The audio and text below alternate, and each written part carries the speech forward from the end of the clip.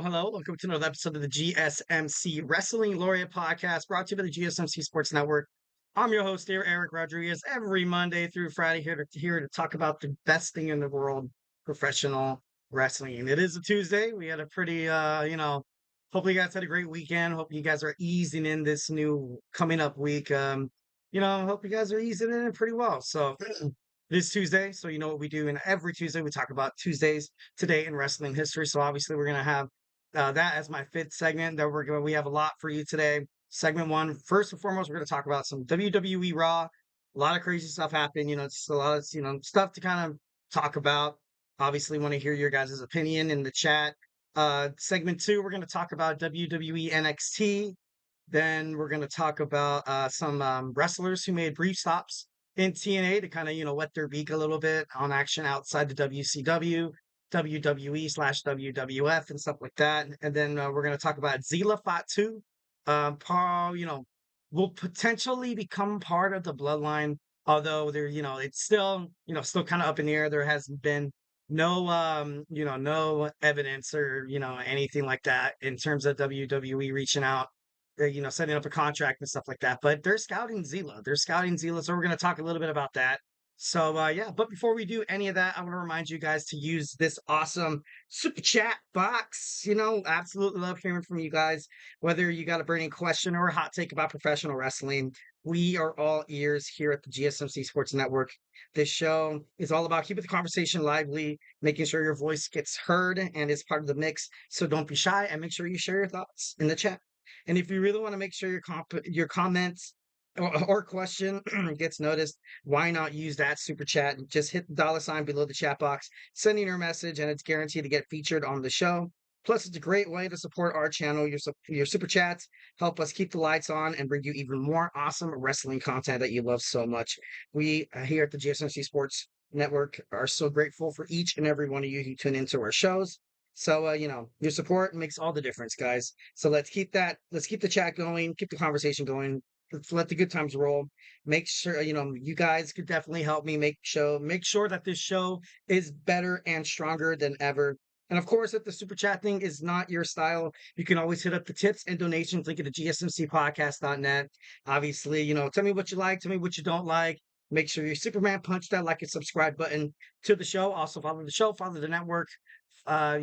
Make sure subscribe here at the GSMC Sports Network. We do love a lot of peace, love, and positivity. So make sure you leave a positive comment. Although I take criticism pretty well. I'm just kidding. Like tear down here. I'm just kidding. No. But this show is just for us as wrestling fans to just enjoy our company. So 1,010%. Make sure you guys you guys are part of the show. This is your show just as much as it is the GSMC Wrestling Laureate Podcast. So. All right, let's go ahead and dig on into it. First, we're going to talk about WWE Monday Night Raw. So you saw the show kick off with Randy Orton, which is kind of shocking because he is a WWE SmackDown superstar, and it was kind of funny how Drew McIntyre ultimately brought that up in the promo, trying to get Adam Pearce to be like, look, like why does he get a title shot? Why not? Why not me? Why not me? And so Randy Orton came out. I feel like it's getting more personal. Gunther, brought up the family, brought up Cowboy Bob Orton, and his father and his grandfather, saying that they're all screw ups and they all messed up in their careers, and Randy's the biggest screw up of them all. So you have Gunther kind of playing the string right there in the pathos kind of rhetoric, trying to persuade the crowd to that he's a heel, which he's been doing a really good job of. The way the crowd reacted to Gunther coming out, booing him, essentially almost like every single time he opened his mouth. It's a good sign, because for the longest time you kind of had Gunther wrestle in matches, and he was supported by the fans so damn much to the point where it was like, what? I don't think we can turn this guy heel. I kind of thought WWE was going to it was going to be hard. It was going to be hard. But putting him against somebody like Randy Orton right now, his babyface. I don't really see Randy Orton. Kind of, during the promo Monday Night Raw, I kind of saw a side of Randy that I was like, you know what? It's been a while since I've seen this kind of side of Randy Orton. Talking with the crowd, getting them involved. Kind of pandering to them a little bit. So it was interesting. I thought it was interesting, 1,010%. So, he guaranteed Gunther that he was going to hit him with another RKO. And I don't know. It was just, overall great promo. I thought it was a, good promo to put Gunther on, as a complete heel, saying that Randy Orton will never, ever RKO me again. And then, kind of building up more momentum heading toward Bash at Berlin, which is less than 2 weeks away. Next, we have Pete Dunne taking on Sheamus. Pete Dunne has been, he's been a busy man. He's been a busy man over there on WWE NXT on Tuesday nights, being a thorn in the side to Trick Williams. And now, he's fighting tonight in a triple threat match with Wesley and Joe Hendry for that number one contendership to take on NXT World Champion Ethan Page at the upcoming PLE No Mercy. So should be interesting. But he did lose tonight. He did lose on Monday Night Raw, and I kind of thought if they were going to give Pete Dunne a shot at the NXT World Championship, I would have saw him win tonight. Build up some momentum to kind of keep that maybe in the back of everyone's mind who's watching NXT. Obviously, I have it recorded. It's live right now on the USA Network. Can't wait to watch it. So I don't know. But then there is that also unpredictability that, okay, a lot of people now think that Pete Dunne, there's no way he's going to win. But he's, feuding with Trick Williams right now, and I'm pretty sure they're gonna have a match themselves at No Mercy. And then you have Wesley as well. Wesley, turned his back against the Rascals, talked crap about them, TNA, saying that you're basically using WWE for publicity because you're on a bad wrestling promotion, which isn't true, obviously. But just to kind of play on to that. So I think Zachary Wentz will definitely be a factor tonight. Maybe he distracts Wesley long enough for him to get the loss, and it's why they challenge each other at No Mercy to like a hardcore match or something like that. So that just leaves Joe Hendry. Joe Hendry could possibly do it tonight on NXT. Obviously I'm waiting. I think it's pretty cool. But yeah, moving on more about WWE Raw. You saw during the Braun Breaker promo about basically what's next. You saw the people that he's kind of taken out. They showed Ricochet. They showed Ricochet, and I know that might not mean a lot to other people, but I think having him being shown on these promos I feel like it's great news. I feel like it's great news for WWE fans because overall, you kind of have people still lingering with that thought in the back of their minds that Ricochet was taken out by Braun Breaker, ultimately written off WWE in terms of, so they can have contract negotiations. I think it's just a matter of time until Ricochet signs back with the WWE.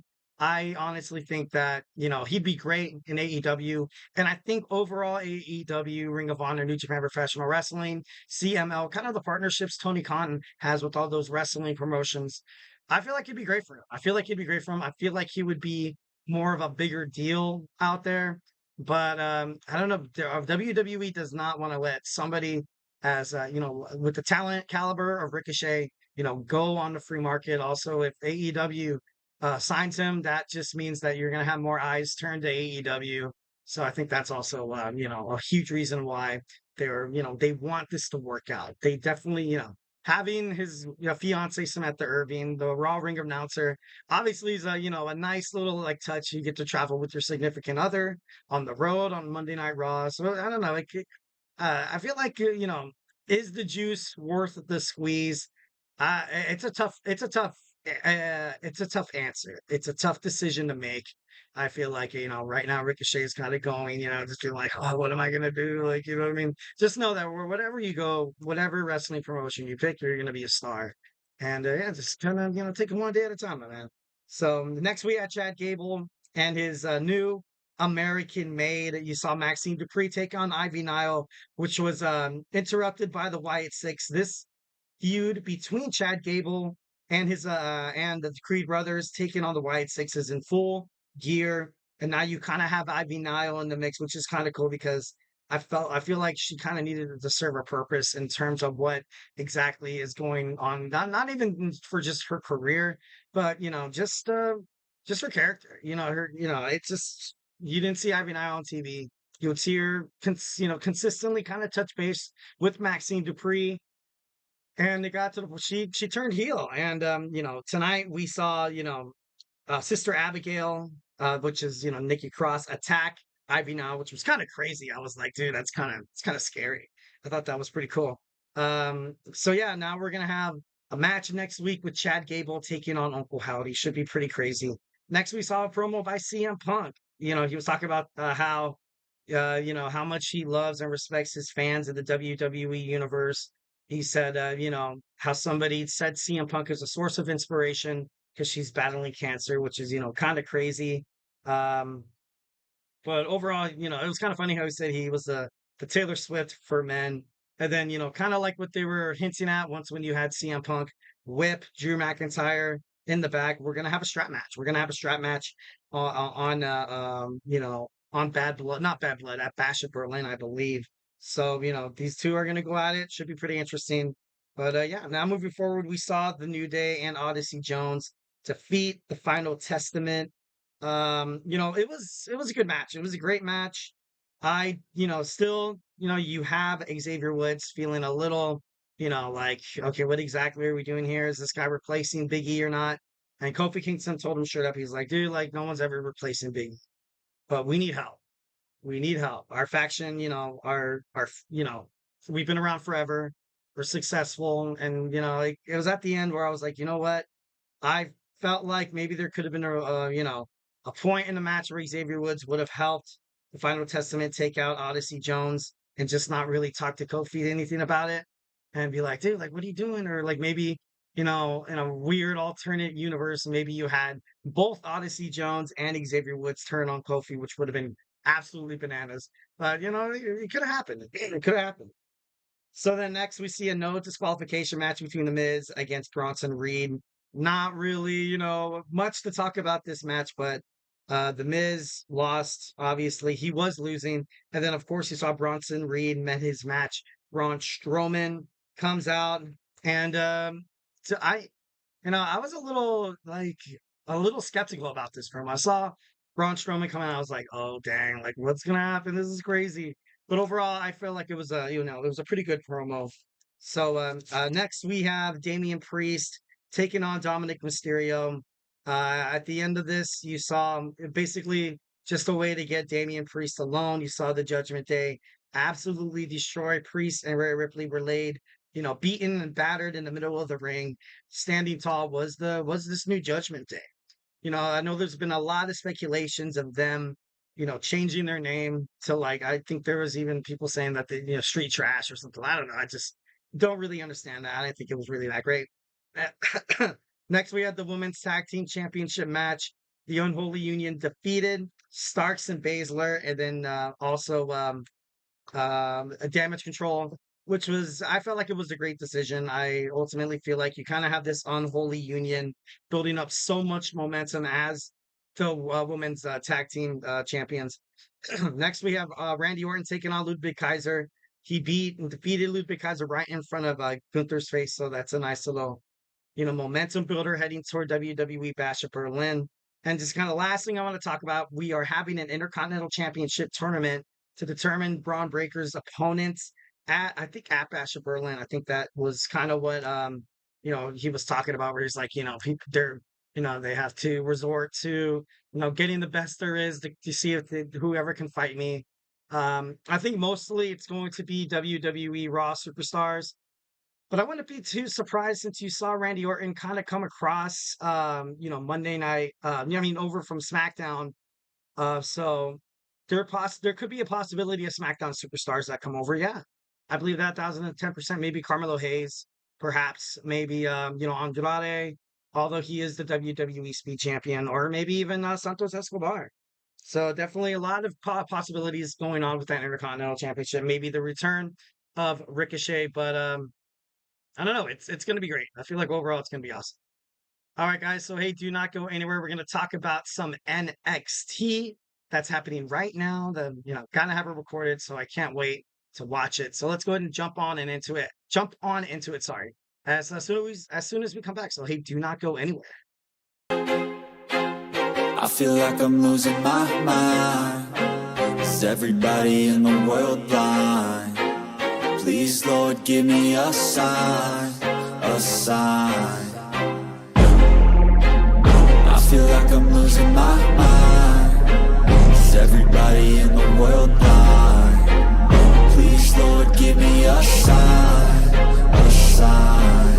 I wanna be the greatest. Everybody on the fake shit. I look around and feel like everybody is the fakest. I make this every day and I'm impatient, hoping one day I blow up from the basement. Statement, the top is so vacant. I don't hear shit that I think is amazing. Waiting for my day when I'm playing sold out shows for 1,000 faces. Hey, give me that crown, get in my way and to be put down. It ain't your place, all this my town. If I want that shit, then I'll get it right now.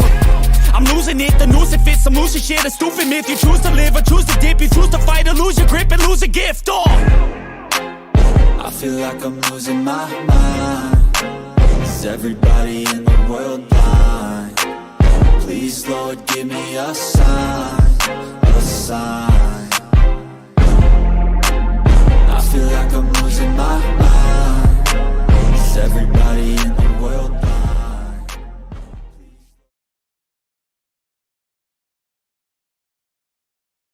All right. We are back with the GSMC Wrestling Laureate Podcast, brought to you by the GSMC Sports Network. I'm your host, Eric Rodriguez, here every Monday through Friday, 8 p.m. Pacific time, 11 p.m. Eastern time, here to talk about everything in terms of professional wrestling. So, just kind of reflect on what we talked about real quick. We had my WWE SmackDown Monday Night Raw review, and now we're going to talk about some NXT that's happening tonight. Can't wait to watch it. NXT has rapidly become one of my favorite shows to watch. So, let's go ahead and dig on into it. But before we do any of that, I want to remind you guys that if you have a burning question or a hot take in terms of professional wrestling, here at the GSMC Sports Network, we are all ears. This show is all about keeping the conversation lively, making sure your voice is part of the mix. So don't be shy. Drop your thoughts inside the chat. And if you really want to make sure your chat or comment, question, concern, opinion gets noticed, why not use that super chat? Just hit that $sign below the chat box, send in your message, and it's guaranteed to get featured on the show. Plus, it's a great way to support our channel. Your super chats helps keep the lights on, so to speak, and bring even more awesome wrestling content that you guys love so much. We are so grateful here at the GSMC Sports Network for each and every one of our audience members who joins every show. Your support makes a hell of a lot of difference. So let's keep the conversation going. Send in those super chats, those super stickers, because you guys are super awesome. And together we will make this show bigger, better, and stronger than ever. And also, if if the super chat's not your thing, we are still at the gsmcpodcast.net. Hit up that tips and donations link at the gsmcpodcast.net. Shoot me your comments, questions, and concerns. Tell me what you like. Tell me what you don't like. Just remember to super band punch that like and subscribe button to the show. Follow the show, follow the network here at the GSMC Sports Network. We do love a lot of peace, love, and positivity, 1,010%. So let's go ahead and dive on into some WWE NXT. All right, so we are less than 2 weeks away from NXT No Mercy at the Ball Arena in Denver, Colorado. We have 3 matches that will confirm by the end of the show, exactly what title matches we're going to see at No Mercy. Obviously, Roxanne Perez is waiting for she's waiting for a competitor. So is Ethan Page. So is who's that other? I think Kehlani Jordan, or I'm not too sure. But anything could happen tonight on NXT. Obviously, 2 more shows until No Mercy. So anything could happen. First, we're going to talk about we have a Gauntlet Eliminator match for a shot at the NXT Women's Championship at No Mercy. We have Ren Sinclair, we have Adriana Rizzo, we got Soruka, Jada Parker, Kendall Gray, and Carmen Petrovich. I think Roxanne Perez, the people that she's defeated in her title matches has been it's been great. Jordan Grace, Lola Vice. I think she defeated who's the other girl? I want to say Tana Paxley. No, it wasn't Tana Paxley. But no, she's had a very good run. She's protected her title every single chance. Somebody came and tried to steal it from her. But honestly, Ren Sinclair right now, I don't think she's ready to hold a major championship. I'm not saying if they win tonight, they're gonna go on to face Roxanne Perez.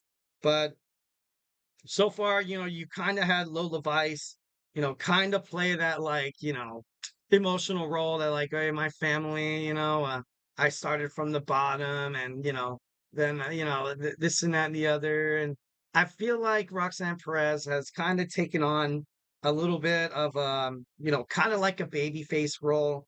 I would be more interested, and I think I think Sol Ruca is a champion. I think she's a champion for the future for sure. But honestly, I kind of want to see Jada Parker fight her. I would, want to see Jada Parker come out of this gauntlet match. You kind of saw her, kind of talk about at the Great American Bash where Roxanne Perez was, preparing for her match, and then she's like talking to, I think it was Hank and Tank, saying talking how she's the NXT champion, and Jada Parker walks by and she's like, we're not too sure. We're not going to know that by the end of the night. Like, you know what I mean? Like, love Carmen Petrovich, but I think right now she's not really ready. Kendall Gray's like I don't know. I feel like she's just starting to get a lot of positive attention, starting to get her career rolling a little bit there. So, I think that makes sense. And the only thing that I feel like if she was in a match with Roxanne Perez, people might be like, "Holy crap! Like this girl has a chance, and she's not going to put up with Roxanne's, you know, her bullspit, and she's gonna take you right back to her." And the promos going back and forth between Roxanne Perez and Jada Parker until No Mercy is gonna be amazing. So my pick to win the gauntlet match, I kind of want to see Jada Parker and see what she does in that in that position against Roxanne Perez. Next we have Hank Walker and Take Ledger taking on Luca Gallows and Carl Anderson tonight. Obviously, they're having a barbecue. They're the host of WWE NXT Great American Bash.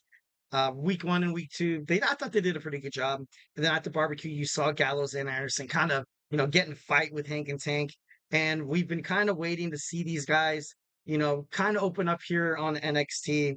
And, what better way to do it than a win or maybe just even a close match against the Good Brothers who've been in the wrestling world for like ever.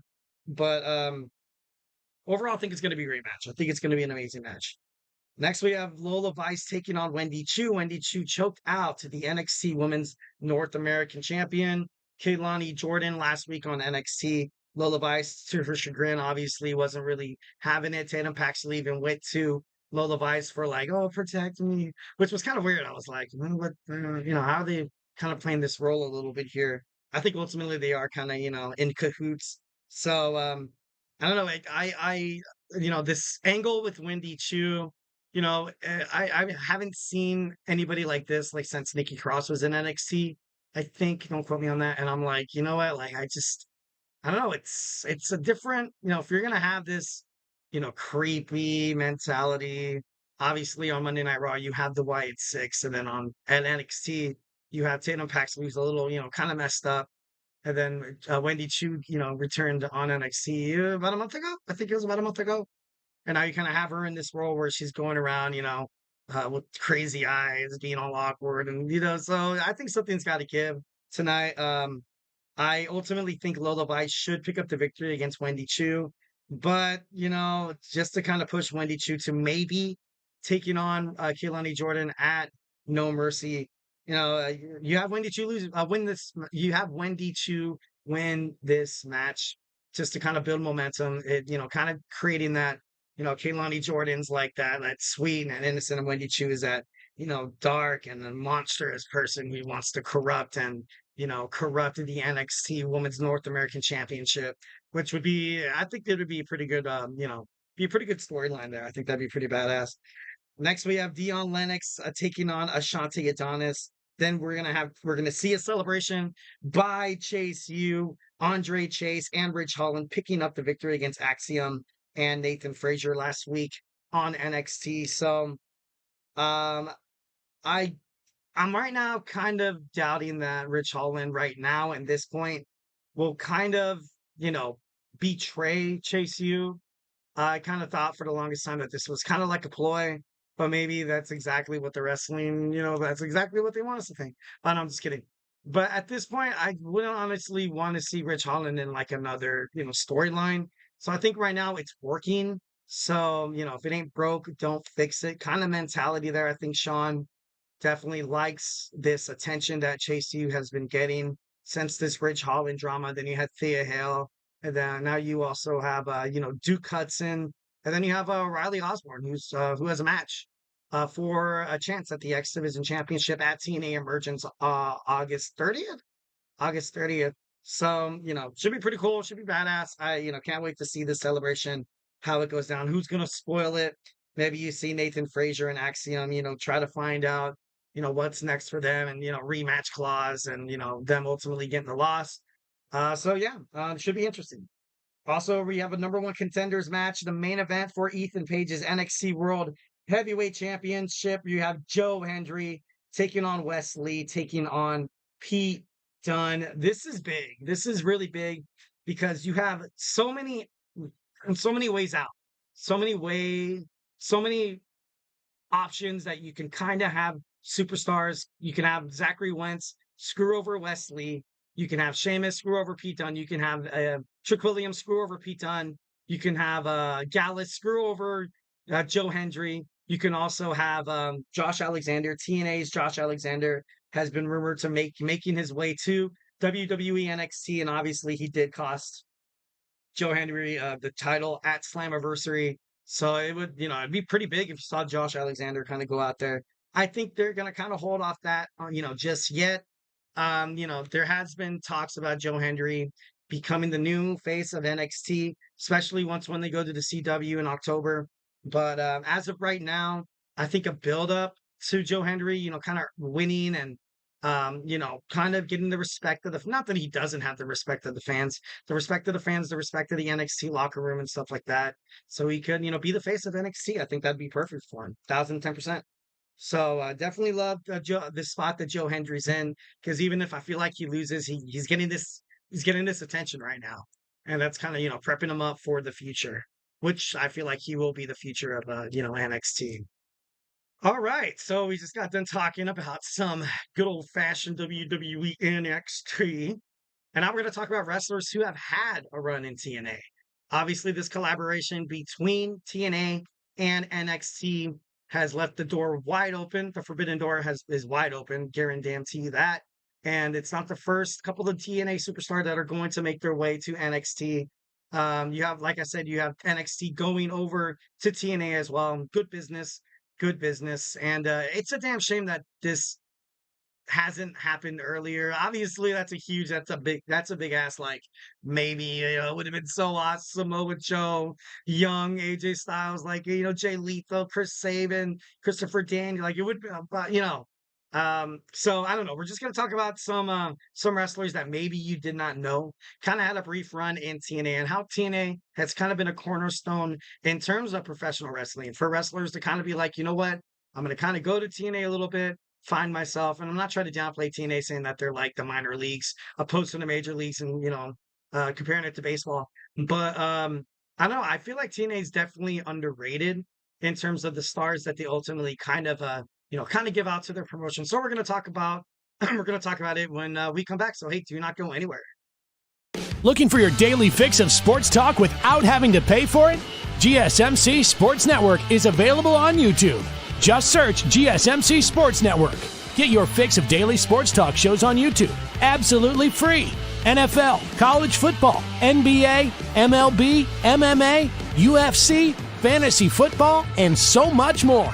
GSMC Sports Network has shows running all day long, with new sports shows starting every 2 hours. Just like on your favorite cable sports channel, except GSMC Sports Network is absolutely free. Just search GSMC Sports Network on YouTube to catch one of your new favorite shows, like the GSMC College Football Podcast, Chip Shot Football Podcast, Hoops and Heels Women's Sports Podcast, GSMC Basketball Podcast, and so many more. Check it out for yourself. GSMC Sports Network, now available on YouTube absolutely free. Search GSMC Sports Network on YouTube right now.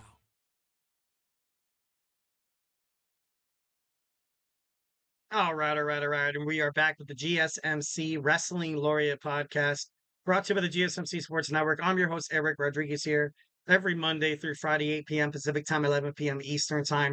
We're going to talk about all the action inside and outside of the ring, backstage drama. We also talk about in terms of, wrestlers, injury status, maybe contract negotiations, possibilities for, returns, maybe some debuts, from the independent circuit, from WWE to AEW to TNA, Ring of Honor, New Japan Professional Wrestling, Stardom, MLW, some independent wrestling circuits that, make the news. We talk about it here on the GSMC Wrestling Laureate Podcast. So yeah, I got a chat right now from 20 CMJ02. Yes, hi Eric, Insider Report. Hey man, hope everything's swell for you on this beautiful Tuesday night. Hope everything's great for everybody. We definitely love and appreciate everybody watching right now. 1,010%. Obviously, if you have any takes on professional wrestling, any opinions that's happening right now, don't be shy. Go ahead and hit it up in the chat. There are no wrong answers. Honestly, I absolutely love it when the fans interact. It makes the show a hell of a lot better. So yeah. So now we're gonna talk about before we get into my next segment, we're gonna go ahead and talk about the super chat box. Go ahead and hit up that super chat box, guys. That $ right below the chat box. If you have a burning question, or if you just want to, share something, get something off your mind, be a part of the mix. Don't be shy. Don't be shy and drop your thoughts inside the chat. And to make sure they are guaranteed on the show. Sorry about that. Make sure they get guaranteed on the show. Hit up that super chat. That's those super stickers because you guys are super awesome. So we can keep this wrestling or this sports content that you guys love so damn much going. We are so grateful for each and every one of you guys who joins us here. Your support makes all the difference. So let's keep the conversation going. Send in those super chats, and together we will make sure this show is bigger, better, and stronger than ever. And if the super chat's not your thing, also we have the GSMCpodcast.net. Hit up that tips and donations link. Leave a positive review. Make sure you Superman punch that like and subscribe button to the show. So yeah, we can have some good old fashioned fun. All right. So done talking about the tips and shows. Bam. So now we're gonna talk about some wrestlers that had, kind of runs in TNA that you would never kind of expect. So yeah, let's go ahead and dig on into it. We have another chat. Your top 5 Hell in the Cell matches. Oh man, right off I think I did last week some Hell in a Cell matches. Definitely, I don't, I think the Hell in a Cell match with Triple H and The Undertaker with Shawn Michaels as a special guest referee is definitely one of my favorite matches because it's like my 3 favorite wrestlers on my sorry, excuse me, on my Mount Rushmore, kind of going at it. That's definitely one of them. Another one, obviously, I definitely loved the match at Vengeance 2006 between Batista and Triple H. Thought that was cool. Then, of course, Shawn Michaels and The Undertaker, the first ever Hell in a Cell match. Then Triple H, Cactus Jack, No Way Out, and my number 1 favorite Hell in a Cell matches, obviously is Mankind taking on The Undertaker. He threw the guy out the cell. Like, that's crazy. And he threw him through the top of the cell. Like, he landed and broke. Oh my God. Poor Mick Foley.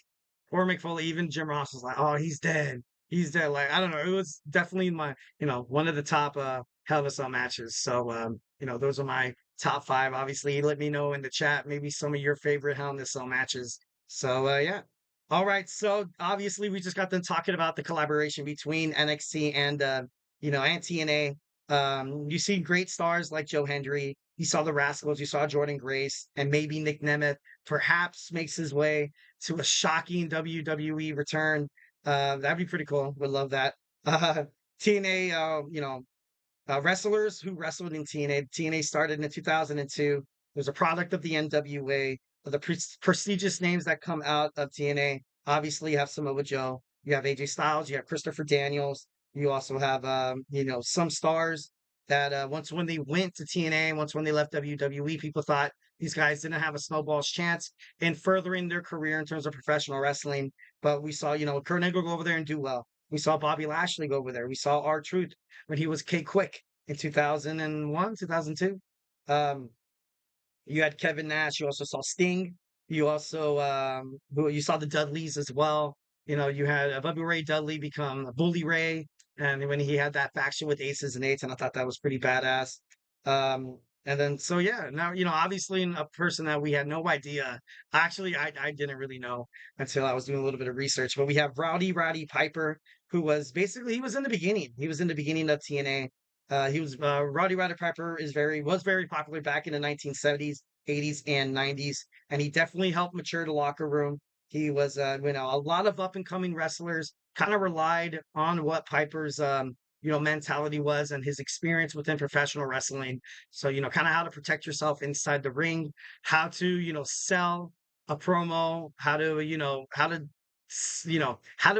sell promos and becoming a heel, maybe becoming a baby face. So, definitely, Roddy Piper's on that list of TNA. Also, the Steiner brothers from 2006 to 2010. Scott Steiner worked exclusively with TNA. Rick Steiner was kind of, hit or miss. He was in the first ever TNA NWA event, but disappeared until 2003. 3 years later, then he showed up for TNA Sacrifice the Team with Sting, and then he feuded with Team 3D in 2007. So, it's kind of crazy to kind of see these two guys, definitely, big names in terms of WCW. And I got a chat once again from 20M, CMJ02. Love that list. Thank you, my man. My top five are Cena versus Orton. Oh, that one was good. Usos versus the New Day. Undertaker and Kane. That was pretty cool. Drew versus Randy Orton. Um, I think those are amazing matches. 1,010%. I think in nowadays wrestling, I think they needed big matches like that, like kind of what you have with the Usos and the New Day. A lot of people never really saw tag teams duke it out inside the Hell in a Cell, and the Undertaker and Kane, because Kane he made his appearance at, I think it was In Your House is when he took on Shawn. No, Bad Blood. I think it was Bad Blood where he took on the Shawn for the very first Hell in a Cell match. You had Kane have his debut, being introduced to the WWE. And it took a little while, but we got Kane versus The Undertaker. So I love that. Drew McIntyre took on Randy Orton. I 100%, 1,010% love all those matches are my fave. Dude, that's right on. Hell yeah, I love that. So like the Steiner brother, now we're gonna talk about we just got done talking about the New Day. We had Xavier Woods. He was a solo act as Consequences Creed. He was a high-flying, hard-hitting X Division competitor, although he never won the belt, which is kind of sad. Kind of sucks. Then he had a tag team collaboration with Jay Lethal, and they became the Lethal Consequences. But he was released in March of 2010. So, but he had a nice run in TNA. Definitely, became the man he is today as Xavier Woods. Next, we have Bob Backlund. Bob Backlund is he's an amazing, impressive in-ring career in the NWA, New Japan Professional Wrestling. The WWF changed to the WWF. He was a very popular babyface, and he has one of the longest reigning world championship runs in history. Bob Backlund signed with TNA and worked with a lot of bright young stars. Joined in 2007, exclusively working with the Motor City Machine Guns. So, obviously those guys became popular. They're still wrestling in TNA, I believe. No, wait, Ring of Honor. Don't quote me on that. I got to fact check that. But, they're great wrestlers, obviously, having somebody impressive like Bob Backlund, one of the longest reigning world champions. It's kind of a great way to kind of go about it there. So, a lot of people didn't know that Bob Backlund was kind of pulling strings behind TNA. Next, we have China, the ninth wonder of the world, debuted in WWF early 1997. She won the Intercontinental Championship. China helped Kurt Angle even the odds with the feud against Jeff Jarrett and his wife, Karen Jarrett. And I remember this got the wrestling world absolutely buzzing when you saw China come to TNA, because a lot of people, once when everything went down and, her and Triple H had a falling out, then he eventually started dating, Stephanie, and then, the rest is history. Then you saw China's career kind of go downhill a little bit. I think you kind of saw her. I think she was on the Surreal Life, I think it was, which was a trash show. It was a terrible show. But she wasn't happy. She wasn't happy. She was dealing with heartbreak, kind of, dealing with substances and stuff like that. It's definitely not easy dealing with hardcore emotions and using, substances to kind of, help alter and help, kind of fix them. But once when China came back into TNA, a lot of people were excited to kind of see her find her way back to professional wrestling. I thought she was going to kind of have a longer run than she did, but tragically she passed away. But her run in TNA was the last wrestling run that that the fans definitely definitely remember. And like I said, kind of sad, kind of sucks. Would have loved to see her kind of wrestle more and just she was a good she was great. She was great wrestler. Next, we have Kazuchika Okada. Before becoming a legend in New Japan Professional Wrestling, he had historic title reigns. He dominated the G1 Climax tournament, and he's the king of 5-star matches, according to Dave Meltzer, which is kind of crazy. In 2010, he joined TNA. The Rainmaker was born, but wasn't successful. During TNA, he lost a lot, and according to Pro Wrestling Insider, it ultimately damaged TNA's relationship with New Japan Professional Wrestling. He left for New Japan Professional Wrestling October 2011 for a fresh start, and bam, lo and behold, the Rainmaker, Kazuchika Okada, was born, and definitely being a complete badass and a legend in New Japan Professional Wrestling, and even all Japanese wrestling and stuff like that. All right, so we're rapidly running out of time in this segment. So, this kind of, fire out of the cannon. We have Randy Savage. Didn't know Randy Savage had a brief run in TNA, but, anything with the Macho Man, Randy Savage, oh, yeah. Gotta love and respect. I thought that was pretty cool. Diamond Dallas Page was in TNA. He helped a lot of the young talent, 1,010%. Obviously, he did kind of make his way back to WWE behind the scenes. Now he kind of does DDP yoga, and I guess it works. I guess, I've been looking online and stuff like that, and it's impressive. And we kind of mentioned this. We had K-Quick, we had R-Truth, but overall, I kind of love the fact that R-Truth made such a name for himself in TNA, and then he made it back to WWE, obviously, one of the best 24/7 champions in the world, which is, I know how you guys feel about the 24/7, the belt and stuff like that, and I honestly feel that way too. Next, we have the Young Bucks. The Young Bucks, they were known as Perfect Me or something like that, but they had their career started in TNA. They were absolute nobodies.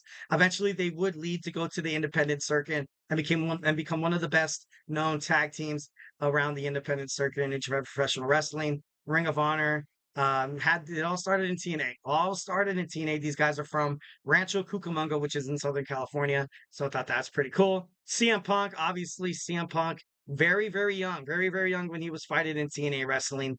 Ultimately, kind of he was impressive. WWE had their eye on CM Punk, even when he was in Ring of Honor. So, and then lastly, we have Drew McIntyre. Drew McIntyre was essentially promised to be the next Vince's guy in WWE. Kind of had a little bit of shortcomings, a couple of injuries to the point where he wasn't really up to perform to the standards that a lot of WWE creative hoped he was.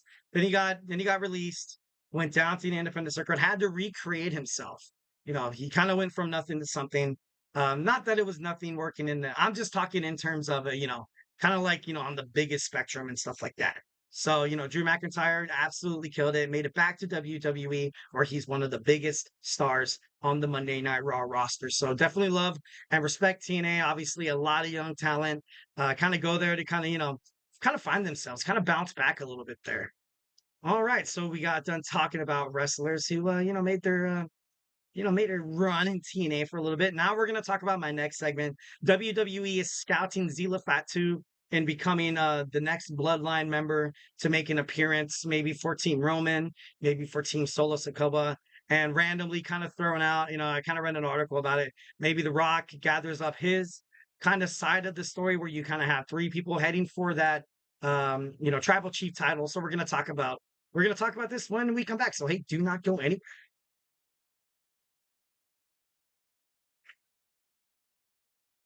For the best and latest podcasts available anywhere, go to the podcast app on your cell phone and type in GSMC to access free content-rich podcasts on health and wellness, book reviews, sports, entertainment, relationships, social media, movies, technology, finance, and even weird news. Subscribe and download the GSMC Podcast Network's family of shows, available everywhere podcasts are found.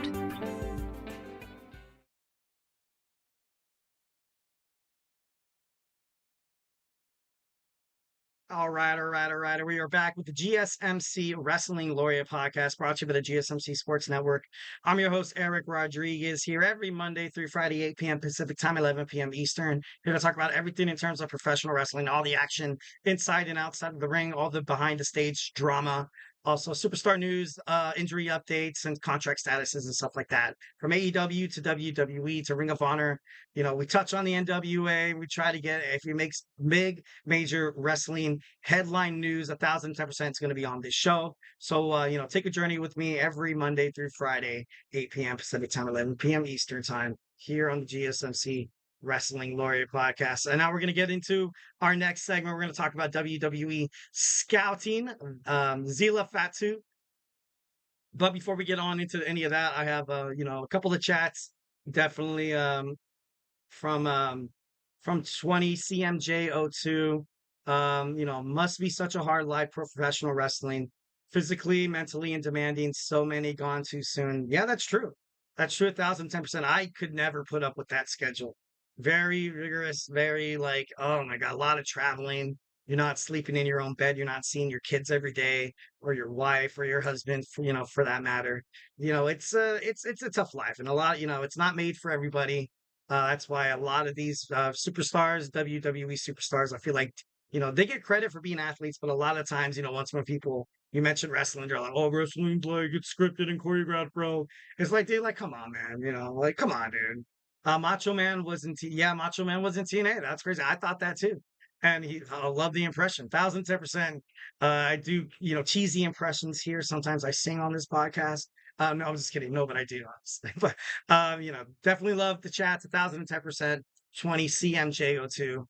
Definitely, should make it to the show more often. Definitely love, the back and forth here. I think it's awesome as hell. So let's talk about Zilla Fatu coming to WWE to help out Roman Reigns, or maybe he's going to help out his former tag team partner, Jacob Fatu. So WWE might be getting yet another member of the Bloodline inside WWE. This Bloodline storyline has obviously been one of the best scripts in terms of the professional wrestling industry. It's been the bomb. It's been great. And once when you think it's over, it takes another turn. And it's great storytelling. It's a lot of long-term storytelling that has been absent within professional wrestling. Obviously before the Triple H Paul Levesque era. I think it really has a lot to do with what Triple H, his experience inside the ring. Also, you have The Rock, one of the chairman in the TKO. He knows exactly what professional wrestling entails, and he has a Hollywood kind of background a little bit, where he could be like a director or producer, where he can make people you're kind of mixing cinema with professional wrestling. And I think that's a huge reason why WWE Monday Night Raw will end up on Netflix. 1,010%. This Bloodline storyline is coming to Netflix.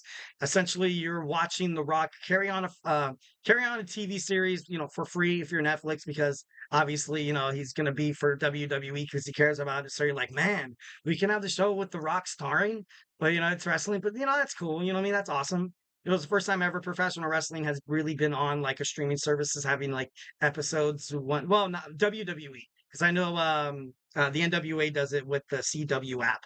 So, I think this is going to be great. Paul Heyman said this Bloodline storyline is only in the third inning. So, it's definitely has a pretty bright future. And only the Lord knows what else we have left in store, what could happen next. So, but I'm along for the ride. I 1,010% can't wait for this to happen. So yeah. So Roman Reigns hits Solo Sikoa with an impactful spear, showing at SummerSlam, showing him that who's the real tribal chief, the tribal chief honor to them. And I feel like this storyline is way bigger than the WWE Championship, although having the championship will make a statement. But I think overall they will kind of get out of the whole Cody Rhodes thing for a little bit here. I think Roman Reigns is going to focusing on, kind of getting his family in check a little bit.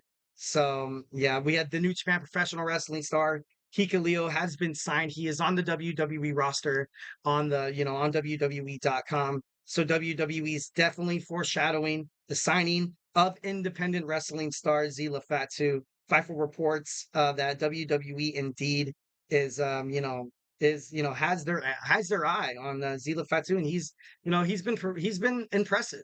I think he's only 23 years old. He's super young, but he's coached by his family. His family obviously know a hell of a lot of professional wrestling. His dad was Umaga. Rikishi kind of, took the reins in terms of like, all right, let's raise you to become a professional wrestler. It's definitely something you can do.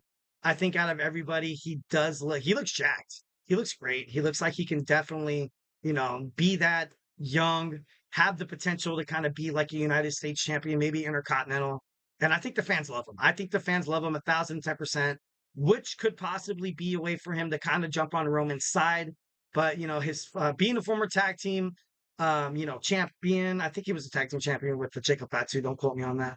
But Jacob Fatu, also inside the independent wrestling circuit, was loved so much. That's why they held off on him so much, because Solo Sikoa still didn't seem that strong, because Jacob Fatu, when with the arrival of Tamatanga, and then you saw Tongaloa, and if Jacob Fatu would have appeared too fast, WWE, and according to reports, said that he could have outshined Solo Sikoa, which I feel like is kind of happening right now. But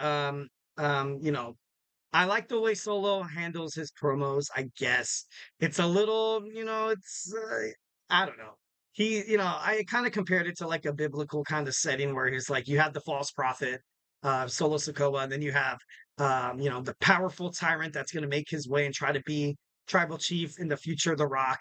And then at the end of it, you're going to have your true king. You're going to have Roman Reigns, which is, fighting for this tribal chief and fighting for that necklace is perhaps going to be more important than the WWE championship, because, it's Roman Reigns. It's The Rock. All this bloodline drama. This is main event caliber. It's to the point where, like, are you kidding me? We can have main event segments, main event promos, and we can get attention from wrestling fans, and we don't even have to include a title. That's crazy. That's nuts. Never in the world of professional wrestling has that ever happened. Usually it builds up toward a title reign. That's why I'm thinking that Cody Rhodes will ultimately kind of be on his own a little bit. A lot of people are anticipating Kevin Owens stabbing Cody Rhodes in the back. But would it be kind of crazy if you had Cody Rhodes kind of do the opposite? Maybe after he defeats Kevin Owens at WWE Bash at Berlin, maybe he turns heel, or maybe he turns heel in the future. And it's to the point where Roman Reigns has a title shot at WrestleMania. And then now you have the fans chanting for Roman. Kind of that flip reversal, that storyline telling would be absolutely phenomenal. I think that would be pretty awesome. But I think it all starts too with Zilla Fatu. I think having him debut in the WWE would be totally huge, totally huge. Like I said, there has been no sign that WWE has contacted or tried to sign Fatu. He remains in the GCW Game Changer Wrestling.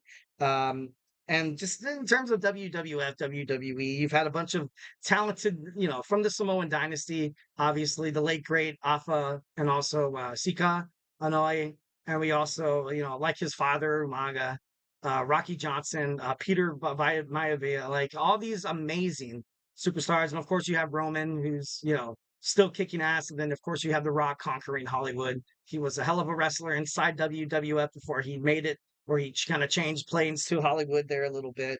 But I know you had a lot of, talented Samoan dynasty. So definitely thought that was pretty cool. In an interview with Fightful, Zilla Fatu was asked about getting in the ring with the great one, The Rock. He said, and I quote, he said, "Hell yeah, I want to stand in the ring with him. Against him, with The Rock, it would be dope. I'd win though." I thought that was kind of cool, just that I'd win though. I would kick his. I'm just gonna. That would. I don't know.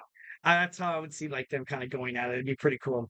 On the Rikishi Off the Top podcast, Rikishi spoke about the possibility of not just Zilla coming to the WWE, but also Tamiko,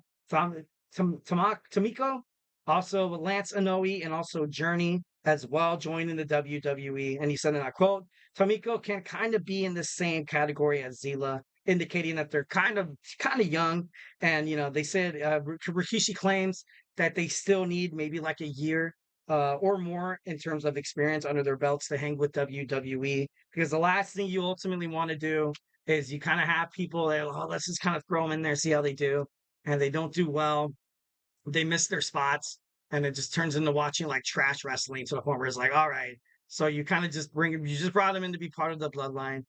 So far, that has not happened.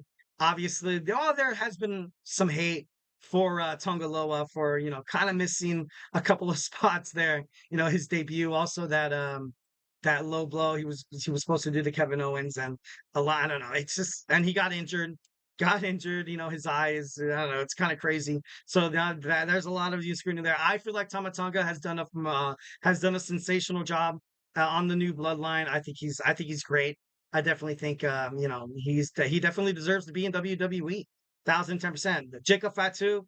Oh my God! Talk about a man who is high flying, technical wrestling, dominant, powerful, powerhouse. This guy has it all. So I love watching Jacob Fatu every single time he steps inside the ring. Every single time he does something, I'm like, dude, this guy is insane. This guy doing backflips and just diving outside the ring. Like it's nuts. It's nuts 1,010%. But he deserves to be there. Obviously, we can expect a lot from Zilla Fatu coming in as well. He is still 23 years old. Maybe once when Monday Night Raw comes to Netflix, which is still quite some time away, I honestly don't think we're going to see Zilla or Hikuleo before Survivor Series, unless they make their debut to kind of help at the War Games match. But right now, I just think it's kind of perfect the way it's going right now. All these guys still have some months to kind of prep, kind of get ready for WWE. So definitely no rush. Like Paul Heyman said, we are still in the third inning. Patience is key. Obviously, the more you wait and the better the product looks, better the outcome. Kind of like, kind of comparing it to cooking. I work at a senior living facility. I'm a cook. I also wait there as well. But the longer it takes to cook a meal, the faster someone will eat it. Kind of mentality there a little bit. That kind of let it simmer. There. You know what I mean? If you let it simmer too long, if you have your at a steak that's super well done, I don't get why people order steaks well done. I'm not hating on people, definitely don't. But I don't know. I just don't get it. So Rikishi also said that Lance and Noe also journey. Also, they're ready. They're ready as of right now to join the WWE. So he has a lot of faith in his family. Obviously, the Samoan dynasty in terms of professional wrestling has been big. Zilla Fatu is being watched by WWE. And a contract in the future, definitely. He wrestles with under Booker T's. Oh my God, I forgot his promotion. Damn it. He wrestles with Booker T. He obviously is backstage during the SummerSlam, and he's there supporting. He's with Jimmy, he's with Jay, he's with Jacob. So he's getting a feel of things, and he's going to make a very good WWE superstar in the making. All right, guys, for our fifth and final segment, we do it every Tuesday. Our Tuesdays today in wrestling history. Go ahead and strap on your seatbelt. We're going to drive in my wrestling DeLorean, go back in time on this date, August 20th. And so make sure you buckle up, because where we're going, we don't need no road. So stay tuned.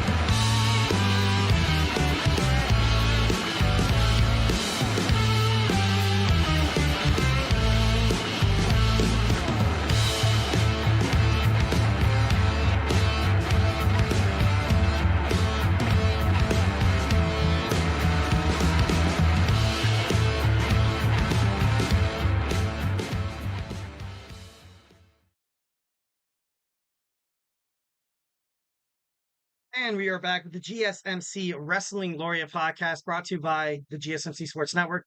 I'm your host, Eric Rodriguez, here every Monday through Friday, 8 p.m. Pacific Time, 11 p.m. Eastern Time, here to talk about all things in terms of professional wrestling, So just kind of reiterate and reflect on what we talked about real quick on today's show. We had our WWE Monday Night Raw review. Then we talked about NXT preview. It's happening right now. Cannot wait to watch it. We also talked about TNA wrestlers that have stopped in TNA to kind of bounce back a little bit, kind of catch their catch their tune a little bit and be like, you know what, let's just work in TNA for a little bit. And also we talked about some young stars that debuted in TNA, maybe didn't really work as but it ultimately got their foot in the door, to kind of get to know people in terms of the wrestling industry. And then people start talking. Then you impress some people during matches. Even matches, sometimes you lose, and they're like, you know what, this guy can do wonders in terms of our promotion and stuff like that. Then we talked about Zilla Fatu being scouted by WWE. So, definitely the Bloodline's going to have another member debut. Still some time.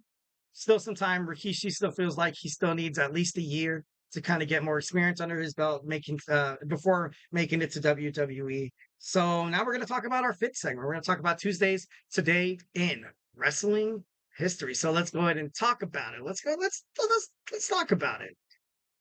All right. First and foremost, let's before we get into the end of this, I want to we have a couple of notable wrestling birthdays. We have Rip Morgan, Tori, Duke of the Dumpster, Dreos, Mickey Nichols, and we also have Walter as well. I think that when they mean Walter, do they mean Gunther? I think he had a birthday already, but no, I could be tripping 1,010%. So happy birthday if you guys are watching this show. That'd be pretty cool if you were. But let's go and dig on into it. The IWA Japan presented the Kawasaki Dream event in Kawasaki, Japan. The match featured the infamous King of the Death match tournament that the final saw Cactus Jack defeat Terry Funk in no ropes, exploding barbed wire, exploding ring time bomb match. That's insane. All the punishment that Mick Foley has put his body through for the sake of entertaining wrestling fans. Man, has anybody ever doubted this guy's determination and his commitment to professional wrestling? This man did anything and everything to kind of put his name out there on the map, help the promotion like ECW, like I said, the WWF, and it's just so crazy. And you can tell that by Mick. Mick, he's a good guy. He's a good guy, 1,010%. When he became the manager of Monday Night Raw, it just seemed like he just enjoys being out there. He's a professional wrestler through and through. Mick, what was the saying that they always do? Something Foley's baby boy, I think he's from Rhode Island. Rhode Island. So I love Cactus Jack when he made his way back to the WWE, during that, I think it was 2001, 2000. And he took out Triple H, but obviously didn't win the championship, which kind of sucked. I wanted to see Cactus win. He had a street fight at the Royal Rumble. Then he also had that Hell in a Cell match at No Way Out. But it was great. It was all Mick Foley, 1,010%, all Mick Foley. So we got my man Mick Foley and Terry Funk. And of course, in 2001, Monday Night Raw played host to Stone Cold Steve Austin Appreciation Night as the Alliance paid tribute to their leader, Stone Cold Steve Austin. The party was ruined when Kurt Angle drove up with a milk truck to ringside and doused the entire group with milk juice. Oh, it was so great. Oh, it was so. I remember watching this. This was amazing because everybody. I think Kurt Angle was kind of mocking Stone Cold Steve Austin because Stone Cold Steve Austin came out with the beer truck and doused the corporate with Vince and Shane and just with beer with The Rock, and it was cool. It was funny as hell. Then you have Kurt Angle, the Olympic gold medalist, was always make sure you drink your milk. The 3 I's: intensity, integrity, and intelligence is definitely something everybody should have.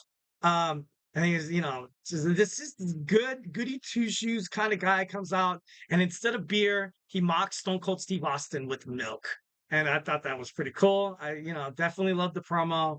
It definitely got the world of wrestling talking, got Kurt Angle's name out there, and it was, funny as hell, 1010%. Like it's cool. It's cool now. Definitely one of the things I remember as a, growing up as a wrestling fan. I remember 2001.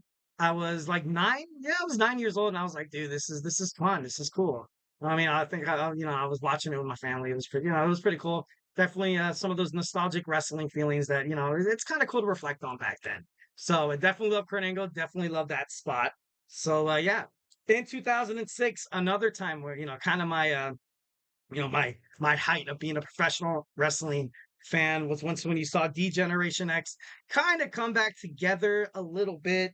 And then, we saw in 2006 WWE SummerSlam that took place at the TD Back North Garden Arena in Boston, Massachusetts. In the main event, Edge retained his WWE Championship over John Cena. Several one-of-a-kind matches took place at this event, such as Hulk Hogan against Randy Orton, Big Show against Sabu, Ric Flair taking on Mick Foley, and also Triple H and Shawn Michaels taking on Vince and Shane McMahon.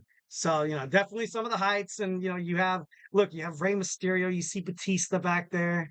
And it was just awesome. Kurt Angle, of course, Triple H and Shawn Michaels on my Mount Rushmore of the best professional wrestling. Obviously, back there you see Trish Stratus, Tori Wilson. I remember when, the Divas were kicking ass still back in that day. Obviously, it wasn't like it was, obviously now.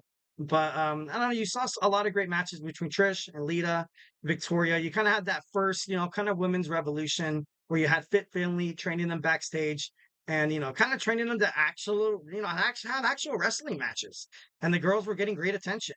But at the time, WWE was kind of like, hey, like, why are they, doing submissions and top rope moves and stuff? Like, I don't know, kind of crazy, but that's, I guess that's how the time it was. Kind of crazy.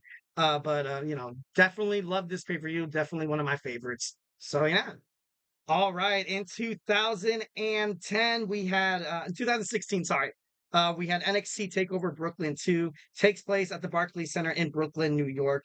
This event headlined by a trio of sensational matches that showcased the very best of NXT talent. In the main event, we saw Shinsuke Nakamura defeat Samoa Joe to become the first ever two-time NXT champion. Asuka successfully defended her NXT Women's title against Bayley, and the Revival defended their tag team titles against the win over DIY. It's kind of crazy how DIY has been around since 2016. That's crazy. It's a little trippy. Damn, almost 10 years. Yeesh. And they just won their first titles at SmackDown and then got them taken away and they lost to the Bloodline. Oh, so sad. So it kind of sucks. I didn't think that DIY should have lost championships. I honestly did not think that should have happened. Obviously, you can, tell my emotions about it. I almost cried right now. I'm just kidding, but Shinsuke Nakamura. Shinsuke Nakamura is another example of making it to the main roster with WWE creative, not really know what the hell to do with Shinsuke Nakamura. And, he had him turn heel, obviously. He did win the Royal Rumble to take on AJ Styles at WrestleMania. Then he low blowed him, and then he turned into this jerk. And, it was bad for Shinsuke for a little while. But I feel like, I feel like WWE kind of owe him a little bit more. You definitely didn't expect once when you were going to get promoted to the main roster that you would kind of have to bite and scratch and kind of claw your way like Shinsuke Nakamura has. But, I miss seeing him in matches that, that kind of matter. You know what I mean? I'm not saying that not all matches, don't matter, but I don't know, just, main event matches. Like I don't know, he was just so great. When he was hot and the fans loved him, oh my God, this guy was he was like, nitro in a bottle. Like it was crazy, and I don't know, it's kind of a shame, but I don't know. And the Revival as well. Kind of missed the Revival on WWE, but FTR on AEW is, I think they're doing pretty, they're doing decent. Samoa Joe on, to AEW kind of seemed like the right place for both of those guys. And Asuka, man, Asuka.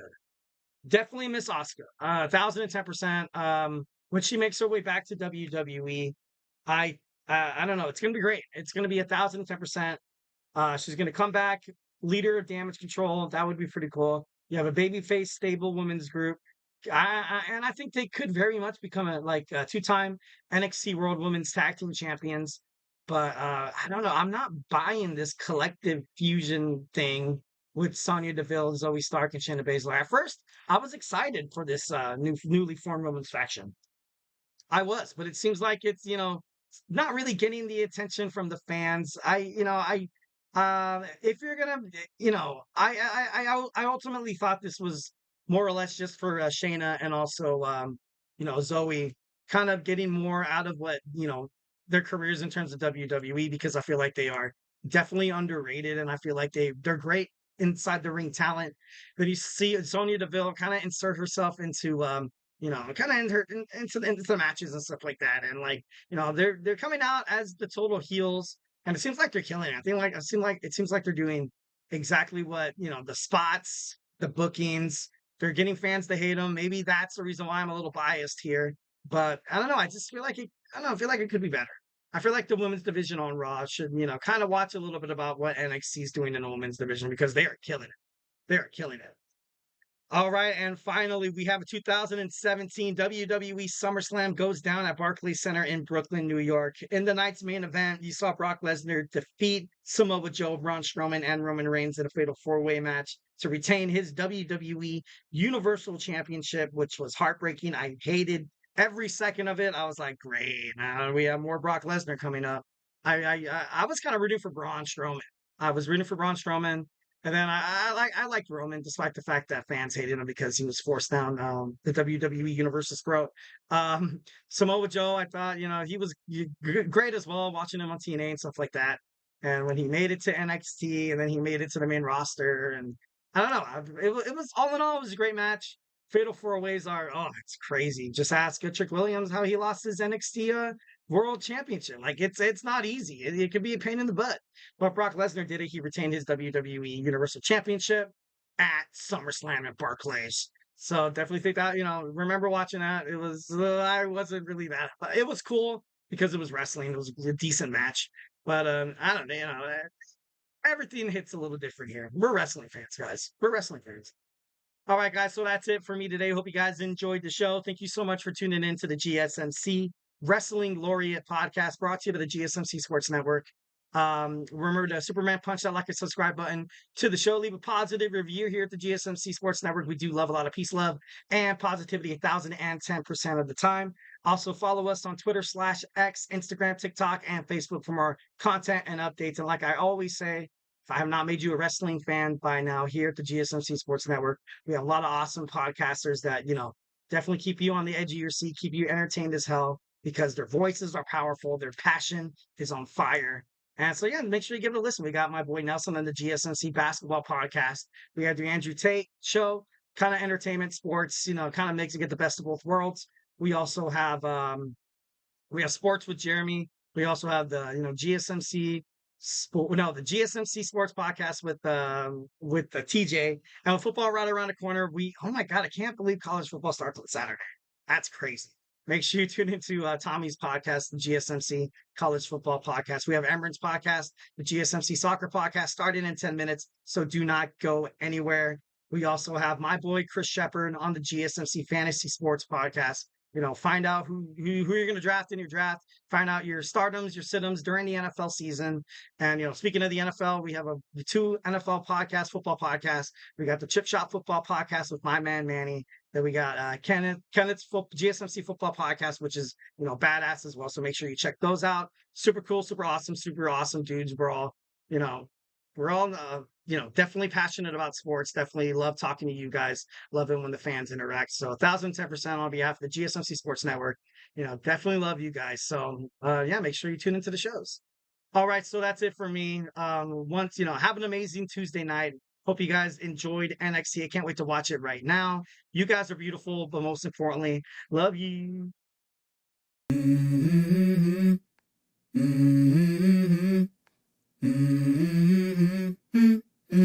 Let's go. I wake up to a little bit of drool on my pillow, feel like it's gonna be a bad day. Yeah, I'm tired of shit, and the coffee ain't hit yet. Damn, ain't that great. I don't wanna go to